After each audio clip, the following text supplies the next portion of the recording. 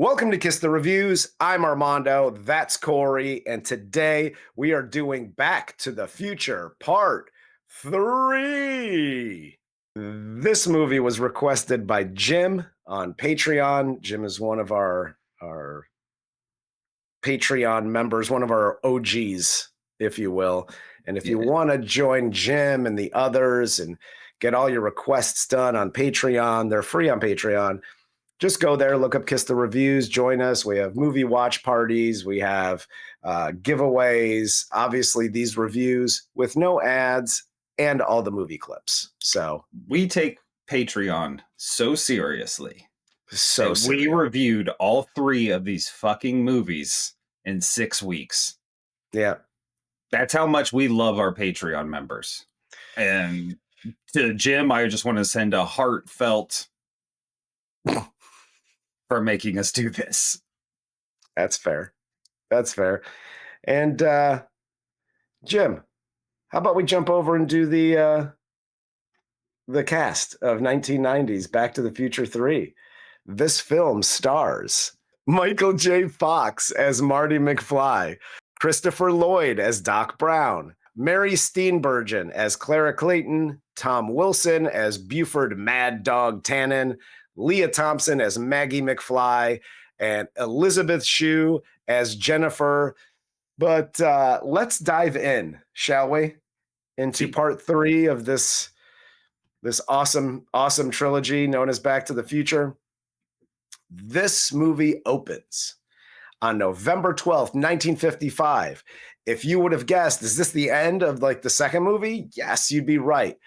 Marty goes back to 1985. Then he comes screaming around the corner, coming back from the future. And Doc passes out because he's so surprised to see Marty.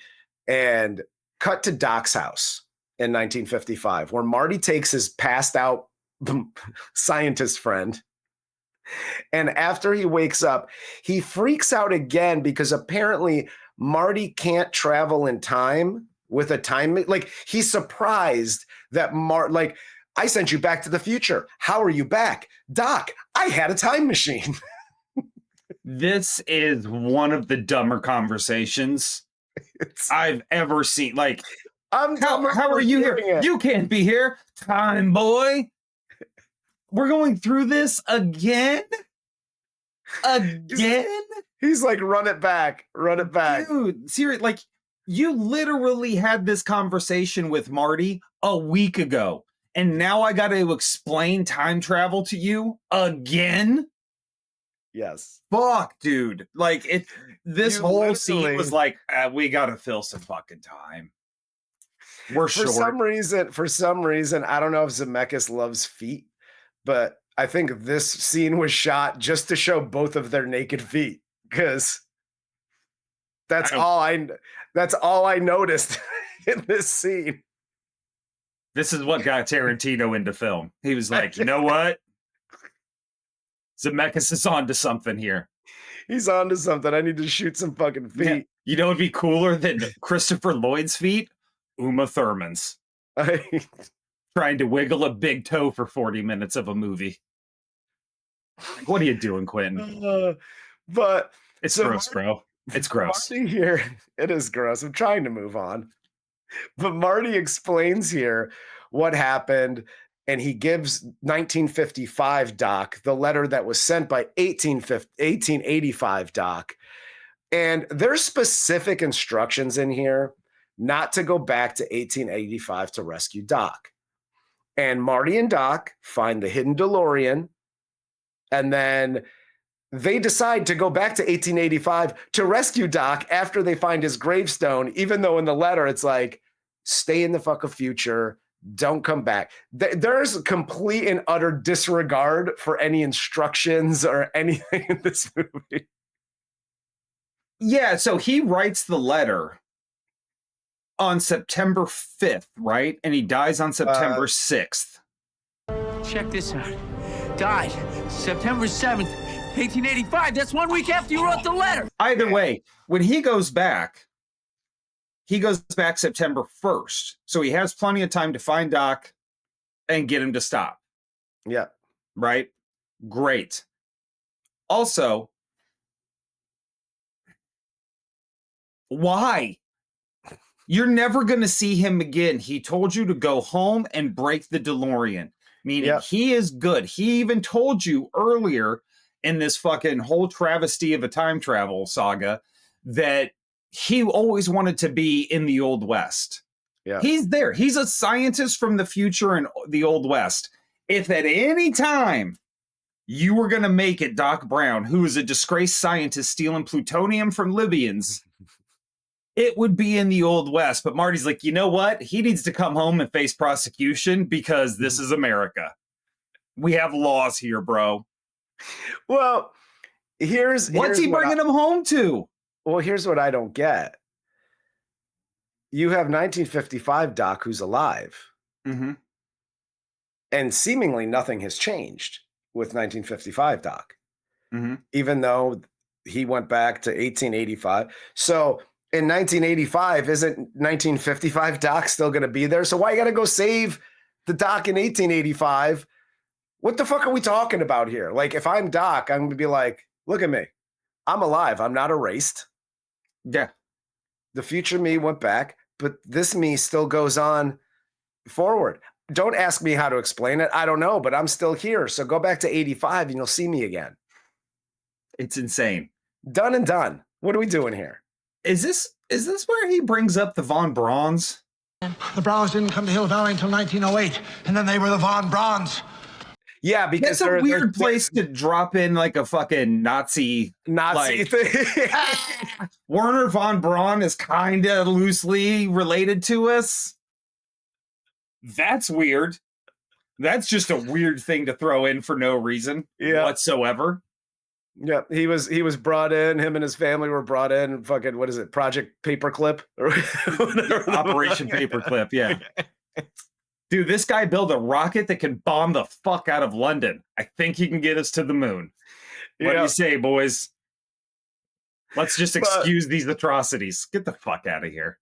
So they ignore the instructions not to go back and do anything in the past. So Marty goes back to 1885, where he runs into Indians running away from the U.S. cavalry, and he hides the DeLorean in a cave.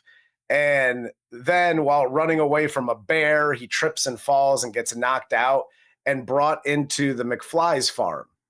You know, just randomly, he ends up on his great-great-great-grandfather's farm or whatever.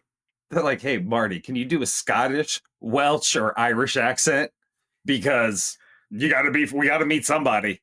Like, oh, top of the morning. And it's like, oh, perfect. Exactly. How is it that you came to be way out here without a horse or boots or a hat? But now, like, Lea Thompson is his wife. Like, the whole George McFly portion of this is gone. He's now officially banging his mom. Yeah. So, mission accomplished. He's officially banging his mom. He can go to the aircraft carrier happily. Mission accomplished. And by the way, they're like, what's your name? He's like, Clint Eastwood. And they're like, cool story, Clint. You look exactly like Seamus. What are we talking about? They'd be like, oh, isn't it odd that this Clint Eastwood character literally looks he could be your twin brother? Hey, Seamus, shave the face pubes that you got going and stand next to that guy over there, because you guys look your doppelganger randomly showed up on our farm. Okay, so either this is like an alien dressed as a gay cowboy. Okay, let's discuss. Mm-hmm. Doc Brown dresses him up. Like, Doc Brown is the I got to be prepared for all things. Yep. Confederate money guy. Confederate money guy. We discussed that. I got to be prepared for all things. He seems to be historically accurate with a lot of his stuff. Mm-hmm. But yet when you dress him like a cowboy to go back in time, you're just like, I saw Ronald Reagan in a film once and he wore this pink fucking fringe shirt. So that's what cowboys wore. Yeah, he dresses him in like this pink and blue frilly outfit with like atomic, like atoms, like frillies all over. It's like, dude, like he got again, to Armando's point, Doc isn't some dickhead who just watches TV and is like, Old West. He's always wanted to be there. There are pictures of Wyatt Earp and Doc Holliday and these great figures from the Old West. You can look it up. They never dressed like that. They did that for TV. So Doc all of a sudden being like, I'm a TV scientist. Marty then finally gets to Hill Valley. He's looking for Doc, who's a blacksmith. And he goes to this bar where he runs into Buford Tannen. And of course, him and his gang want to kill Marty immediately. So they drag him through town on horseback and they attempt to hang him. But Doc shoots the rope, cutting Marty down. And here's the other thing. Again, I'm going to nitpick this movie because outside of the first one, fuck these other two movies. Okay. Mm-hmm. Doc tells him before he leaves, it says in here in my letter that I'm a blacksmith. If I'm a blacksmith, I probably have like some sort of shop or something. I own a shop in the Old West.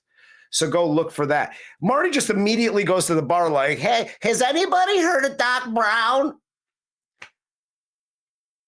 The town is 5 buildings. Just look for the one that says blacksmith, because it wasn't like Tom's Rhinoplasty. There was no like name of a business. Pharmacy, blacksmith, fucking, I don't know, tombstone maker. Like that's all that was on the buildings. Just go look for that.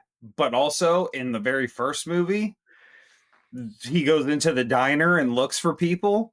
So he's got it like that. We're not rewriting a script. There's no way we're doing that. We're literally just whiting out 1955 and putting in 1885 over top of it and just pushing it across. That is all that is happening. So while I am totally with you, walk to the blacksmith shop and you wait for Doc to return. That's it. That is the end of your journey. But instead, no, you got to follow the script. The script says interior 1955 diner with blah blah blah blah blue, and this one they just whited it all out. It just says interior Old West bar. Buford Tannen shows up. Yeah. The other thing they whited out was the fucking black future mayor of the town working in the diner. They're like, we are not touching this at all. No, we barely got away with the Confederate money thing. We threw in the Nazi message in this one. We're out. Like, no more. Out. We're done. But because the DeLorean's fuel pump is damaged, they have to figure out a way to either push or pull the DeLorean up to 88 miles an hour. And they figure that they'll need a train to actually push it to get it that fast. So as they inspect the railroad track on where they're going to be able to do this, they hear a damsel in distress, and it's Clara Clayton. And they save her at the last second, and Doc immediately falls in love. Well, yeah, and now never had sex. That's an incel touched a woman on accident for the first time ever, and he is smitten. If there is one thing that is now in Back to the Future lore and should be canon, is that Doc Brown has never had sex until the third movie. I think that's totally accurate. He needed another hot female scientist to be around to do it because he would be so technical. Like, I feel like there has been enough blood that rushed to my penis now where it is erect and won't mash potato against your walls of your vagina. Your labia won't get smashed potatoed by my soft penis.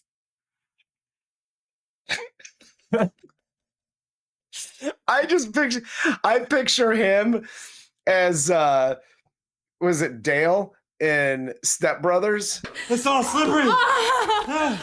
Side note, if Mary Steenburgen ever lifted her leg and pissed in a men's urinal, talk about smitten. Yeah, Jesus. 100%. 100%. I still can't get over Catherine Hahn since that. You and me both. But later, they attend the Hill Valley Festival where the clock tower is being built, and they do the dedication. And while they enjoy the musical stylings of 1885 ZZ Top, Doc sees and dances with Clara Clayton. And this is where Buford Tannen and his gang then show up to look for Doc Brown. They find him, and right before Buford shoots Doc, Marty throws a pie plate and saves him. And this is where Buford challenges Marty to a shootout after he calls him Yella. Yeah, my whole thing is, what the fuck took the Marshal so long? Because we have Marshal Strickland make his appearance, and he's a hard ass. Because everybody from that town has been in that town for generations. Nobody's ever moved. Nobody leaves. This is why, like, when my family's like, why don't you just move closer to us? Because I don't want to die in Salem's Lot. I was going to say, this is like a Stephen King. Yes. Stephen King built this universe, I guarantee you. Fucking not living in Castle Rock, California, where this old scientist has been here forever. This Time Lord scientist. Pass. Hard pass. Yeah, so... Yeah, like, I don't understand why the Marshal wasn't there sooner. And at this point, too, like, Buford's holding a gun. It's one thing when he walks up and he's like, if I jam this in his back, it'll muffle the shot. Cool. That makes sense. You get away with it. Da-da-da-da-da. You're standing at a distance holding a fucking gun, and the Marshal's like, I know I heard a gunshot, but also we're kind of having fun. No, dude, Marshal Strickland's been looking for a reason to put buckshot right into Buford's ass. Yep. He'd do it, dude. He'd splatter his guts everywhere and be like, hey, confetti, let's party. And then ZZ Top would start again. Because, you know, Strickland seems like his lineage. They all seem like they're very like, hey, let's party and have a good time. They seem like those kind of people. Yes. So also, that's why he didn't shoot him. Also, shame on you for getting ZZ Top instead of fucking Huey Lewis, who's carried this franchise musically for 2 fucking movies. You're like, let's just get ZZ Top. They're cheaper right now. Huey Lewis is blown up. They're like, it's ZZ Top. They look like Old West people. Let's just put them in. Yeah, God forbid you put a fake beard on somebody. Well, they put the fucking orange pubes on Marty on his face to make him Seamus McFly. That was their fake hair budget. Yes, because they spent it all on Seamus McFly's makeup. So Seamus here talks to Marty about not agreeing to every challenge when somebody calls him a chicken. He's like, oh, I'm Irish things. Don't spring green. Don't, I'm a leprechaun. Whatever the fuck he says here. And he's just like, why you got to do that? My brother got gutted like a fish or whatever he says. And Marty's my like, brother never could respond when somebody called him Yella. And now he's dead. You should watch yourself. See, that's a decent impersonation of Seamus McFly. Here's mine. I'm Seamus McFly. I'm Irish. The one who drove me crazy was Seamus's wife, because she's always like got a fucking comment. It's like, bitch, you can't even vote yet. Do not speak to me. Sure, and I hope you're considering the future, Mr. Eastwood. You ought to wear some proper shoes now and get a proper hat. Oh, fuck you. Fuck you. Go find a rainbow. You bitch. Yeah, Maggie McFly's always got to have the last word on fucking everything. Dude, like go Chai in childbirth like every other woman back then. You monster. Yeah. Isn't that like bears were killing people by the dozens back then? Like, I'm pretty sure like either her or Seamus got killed by a bear at some point. Oh. It should have happened at the beginning of this movie. Seamus got killed by a butterfly. What are you talking about? It scared him and he ran off straight off a cliff. Like a dumbass dog. But after this, while looking at the photo of Doc's grave, I'm scared of spiders. Oh. Oh no. Oh no. They notice here that Doc's name is erased from the gravestone, but the date is still there. And while discussing this, Doc lets it slip that Marty has this accident because someone provoked him, but he doesn't get into specifics. But later that night, Doc and Marty, they're loading the DeLorean onto the tracks. This is where Doc tells Marty that he's not going back with Marty because he wants to stay with Clara. So he doesn't want to change the future unless it fucking suits him. Every goddamn time Marty wants to do, I want to take this book back and I want to get rich. I want to fucking do this. I want to talk to my, no, Marty, you can't do that. The fucking the future. And there's a thing here and a thing here and you fuck it up.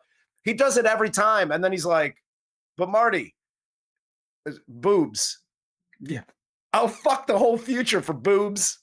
Do you understand that somebody might actually want to touch my penis? I don't have to pay for it.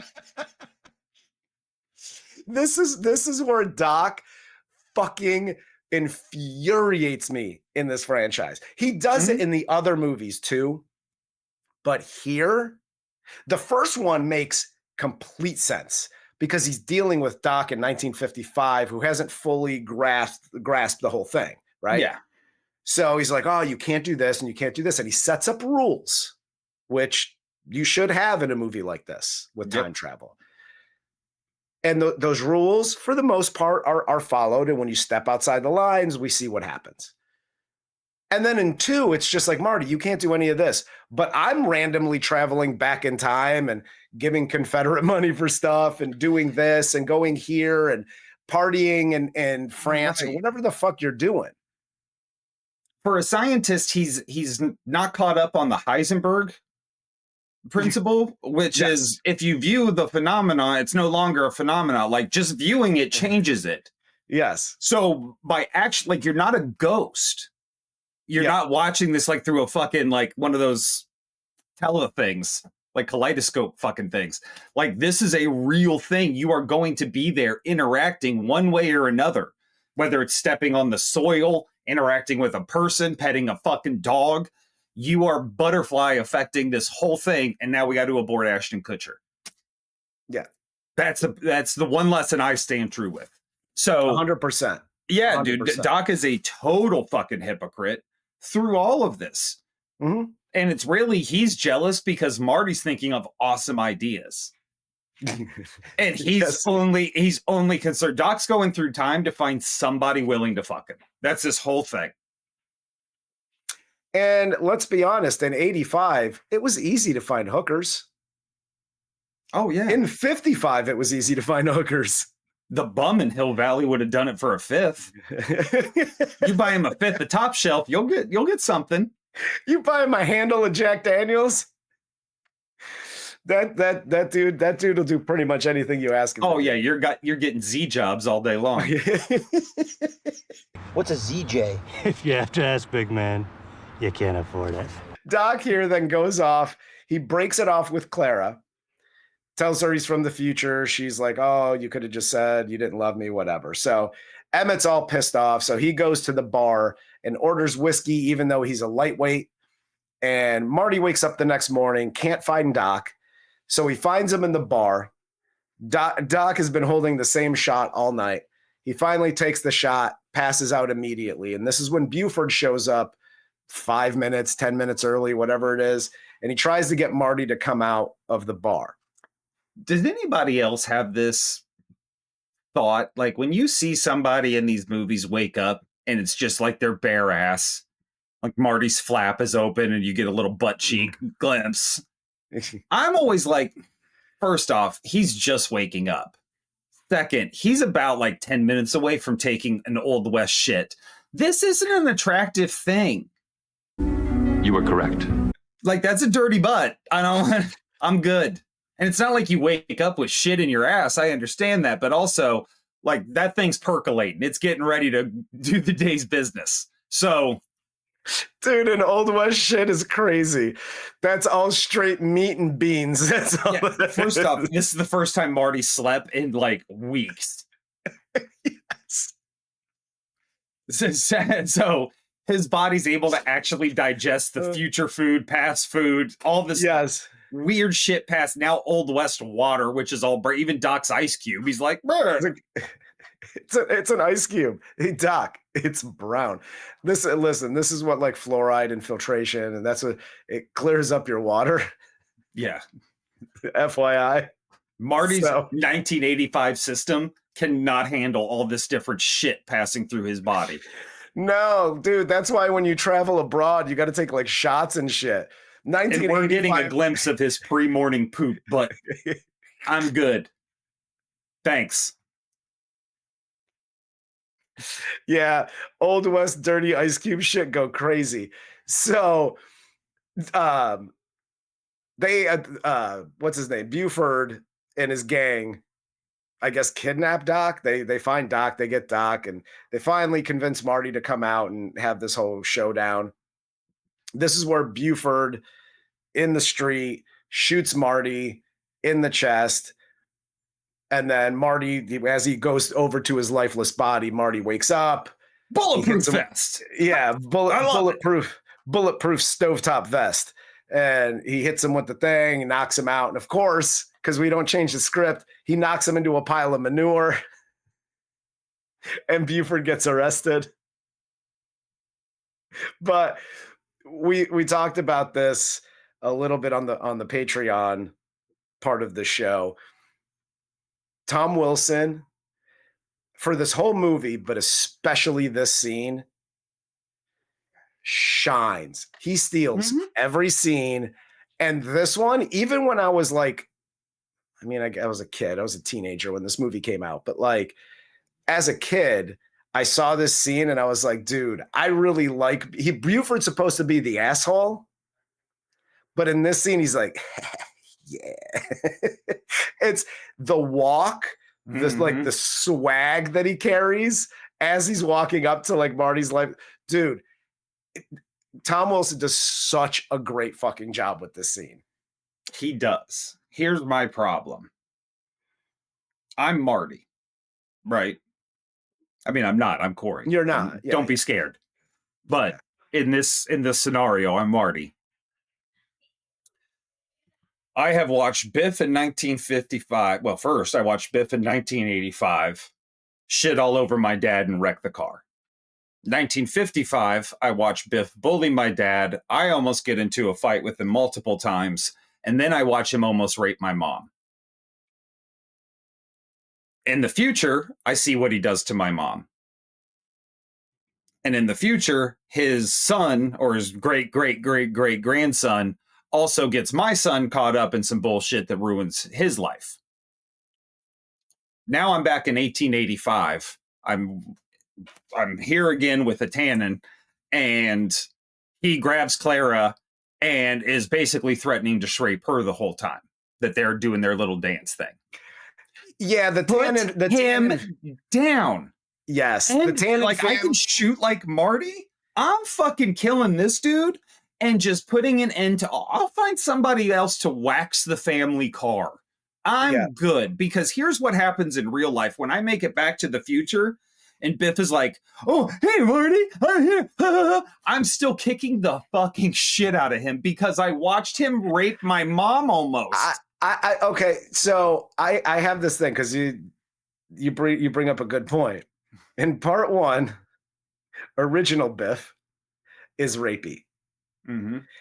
In part two, same original Biff, different future, little rapey. In part three, 1885 Biff, real rapey. Like, that's like Old West rapey, which is like, that's almost murder at that point in 1885. Is being rapey, is that carried over in DNA? Like, apparently. I don't know what that is, but like, the whole Tannen lineage, if you're a dude, and hey, I'm not going to be sexist about this. Maybe even if you're a chick Tannen, maybe just they're all just rapey. I don't know what the deal is there, but you're right. You put this motherfucker on his back. You put him down for good. This lineage has to be cut off. You know how many ladies' lives you're saving if you just put this one dude down? And I know you've had so many attempts to see what either the future holds for Biff, whether it's a normal future, this future. He's the same guy, no matter what. It's just the amount of power he has that allows him to be worse or less or more of a simp. Kill him. He doesn't change. There is no scenario where Biff's like, I never thought about it like that. and he becomes like the head of UNICEF. Like there is no future like that for him. No, if you gave Simp Biff in 85, who's waxing everybody's cars, $30 million in 85, he would just turn back into what the fuck he was. He's not a changed person. It's just not how that works. Not at all. Which also is funny because when Doc says at the end, like, our future's not written. Biff's is. Yes. No matter what happens, Biff goes one of two direct. He is a literal fork in the road. There is nothing else for him to do. Yep. So fuck you, Doc. You don't have all the answers still. But Marty and Doc then, after this, they quickly leave to catch this departing train. Clara also goes running back to Doc, finds the time machine stuff, so she heads to the train. This is where Doc and Marty steal the train at gunpoint, and they're starting to push the DeLorean down the track. Clara also gets onto the train, and this sparks a whole thing where Doc has to save her with the hoverboard, and Marty is still in the DeLorean when it hits 88. He's taken back to 1985, where he gets out of the way of a train that destroys the DeLorean, which is what Doc wanted in the first place. And this is where we get the scenes of Jennifer, the 2 or 3 scenes of her, where Marty goes back to her house where he left her in the second movie. And she doesn't even try. I don't blame her, but she is literally there to read lines for half a day, and that is exactly what she does. She's like, 100%. Marty, pause. I had a dream. Pause. I mean, I had a nightmare. Pause. It's erased. Can I just throw something out here? She's like, I had this weird dream that we went to the future. Okay. A weird dream. You were at his house. I get it if like somehow you got there and you're like, oh, crazy. I saw myself, and you passed out and you're like, holy shit, I had this weird dream. Fine. You were you drove over to his house. He was like, look at my new truck. And you were like, yeah, I'm totally going to jerk it. And then fucking Doc Brown shows up and you literally jettison off to 2015 or whatever it was.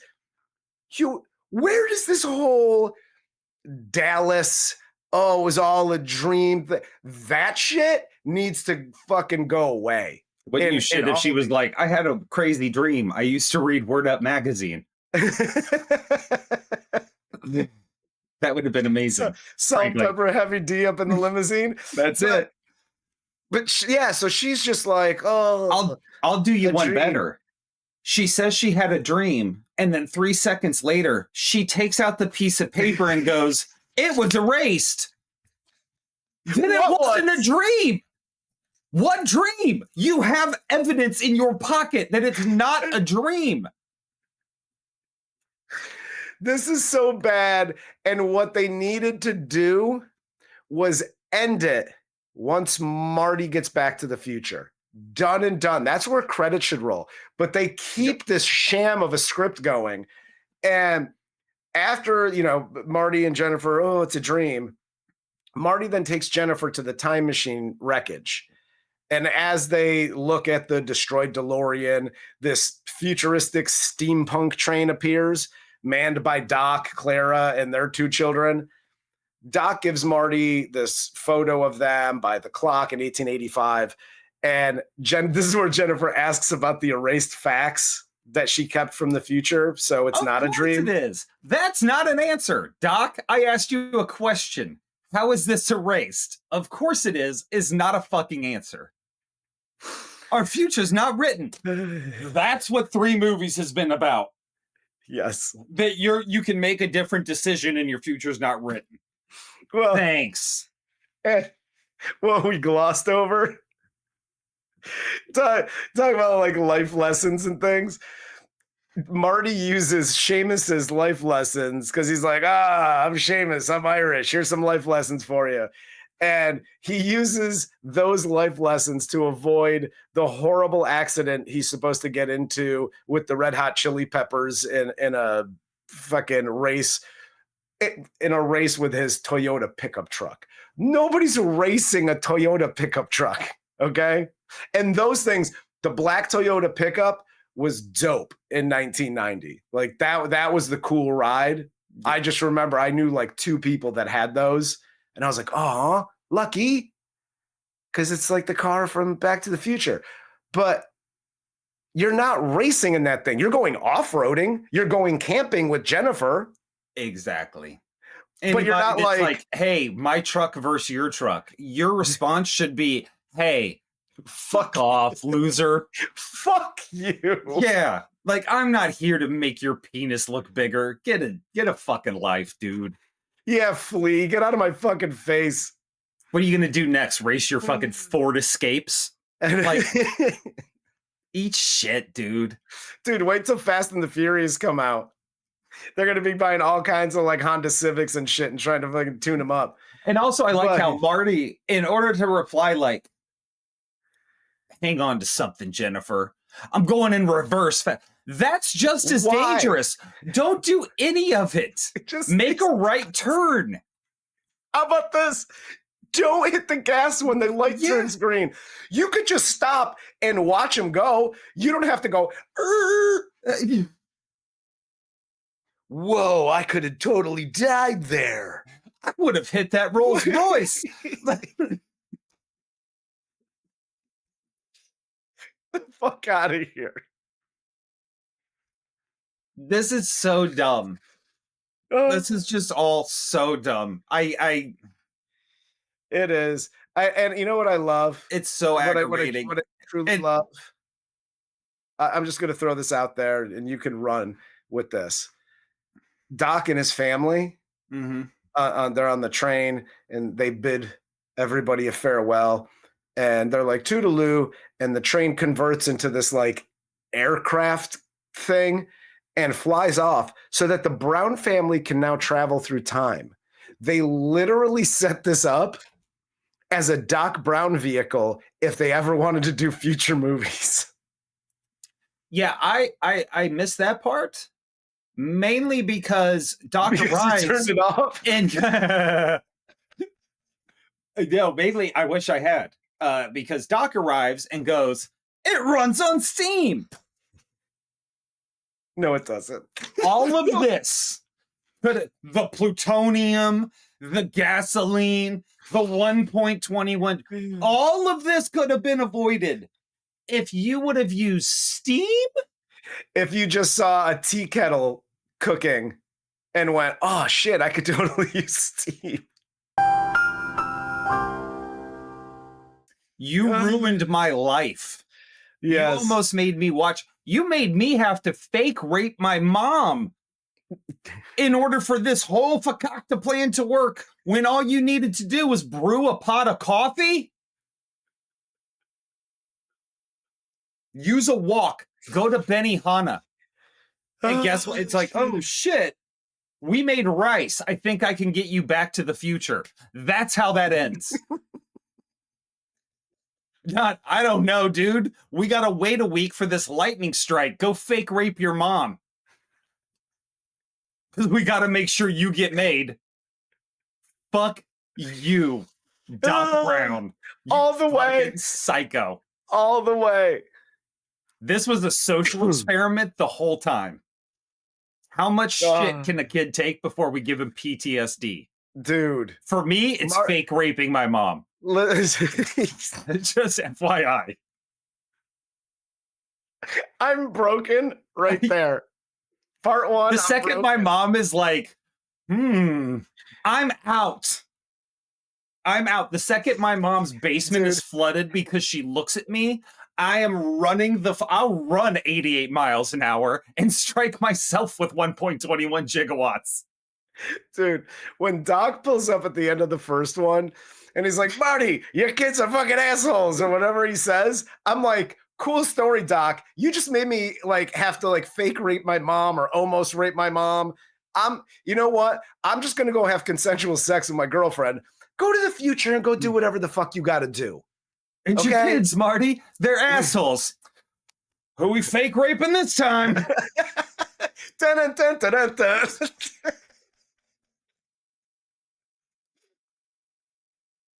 Jesus Christ. It's a very different version of the A-Team. Yes. Like Quantum Leap is just Scott Bakula fake raping people to fix the past. Quantum SA. Starring Sean Combs. Take that. Take that. We're going back to 1985. Who's got the baby oil? Oh, shit. Yeah, listen. Hey, Meek Mill, I'm trapped in time. Help me. Help me. I can't stop, won't stop traveling back in time. Can't stop, won't stop. Oh, and then I'll get caught and I'll get off. So, listen, the Back to the Future movies, I get it, they're fun movies. So don't add us in the comments like, well, actually, with this movie, blah, blah, blah. Keep that shit to yourself because I don't fucking care. These movies I get were fun, and there's good. Michael J. Fox is just a good comedy actor. He's a good comedic actor. Mm-hmm. So having him in this vehicle works. Doc Brown and Christopher Lloyd, he does great because that's who Christopher Lloyd is. Just he's that guy. So it all works. But to your point from the beginning of this, the script, Zemeckis is lazy as fuck. You literally just whited out certain parts and you went, oh, there's Marty, George, okay, Seamus. That's literally all you did. Oh, this is 55? Cool. Now we got cowboy hats. Now there's horses. Dude, this is literally what I do on Fiverr when kids are like, hey, I have a creative writing assignment. I need you to write for me. And I'm like, dope, $500 for like 10,000 words. And then I'm just like, opening, Twin Pines Mall. Nope, I can't use Twin Pines Mall. Twine Mall. Like, fuck it. Christmas tree shopping center. He walks into the diner and meets the soon-to-be Mexican mayor of the town. Fuck off. I just haven't made $1 billion off of it. Oh, shit. But now, dude, like, again, the part 2 and part 3 should have never been written, should have never been made.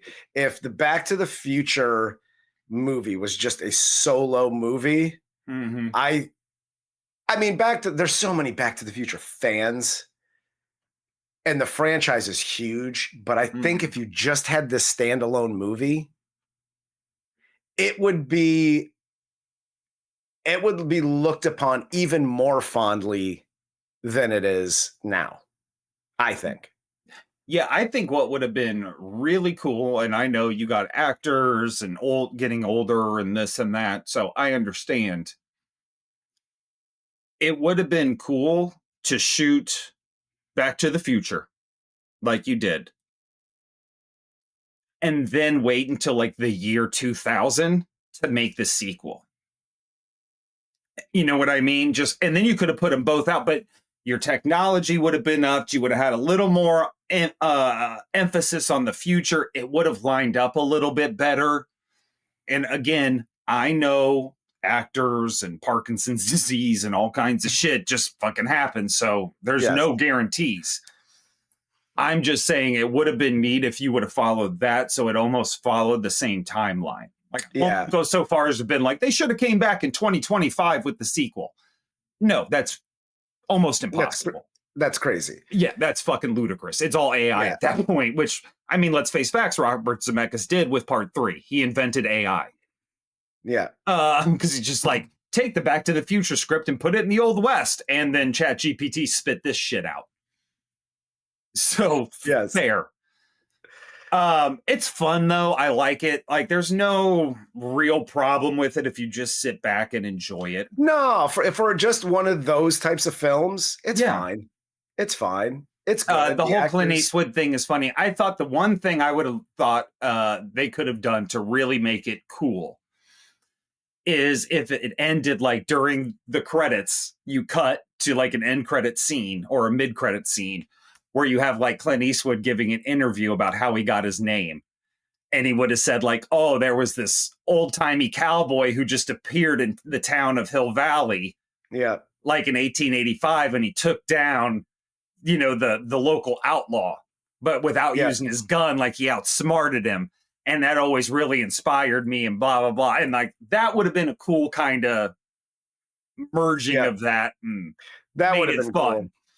Cool. Other than that though, like, honestly, like you can't complain about back to like, it doesn't hold up to the time travel. Like, I don't care about any of that fucking shit. And the science and it's an ice cube. That's not how you'd make an ice cube. And they had refrigerators. I don't care.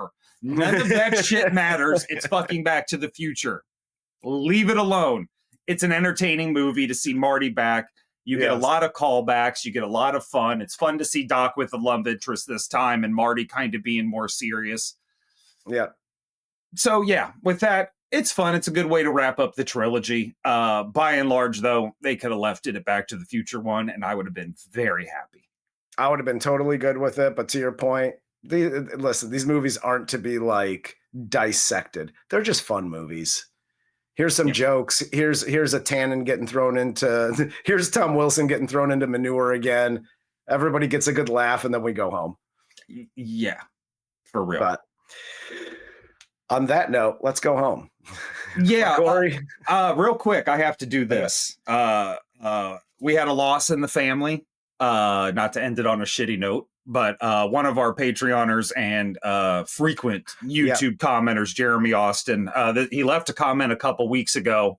First chance we've had to actually do this on this, though. I've responded to him, but he said he lost his wife a couple days ago when this was being recorded. So I just want to say to him, for both of us, man, we are so fucking sorry. Our heartfelt condolences, and I hope, as minuscule as it is, that we can make you smile for at least a couple seconds and get your mind out of it. Because I can't even imagine, dude, what you're going through. Yeah, no, I saw that too when that came across. So yeah, for both of us, for me and Corey, hopefully it made you laugh a little bit. Even for a second, bro. And we're with you in spirit, dude. Yep, absolutely. I'm still not giving you anything for free, so don't fucking ask. We'll end it there. We love you, buddy. We do love you. For Corey, I'm Armando. This is Kiss the Reviews, and this was 1990s Back to the Future 3.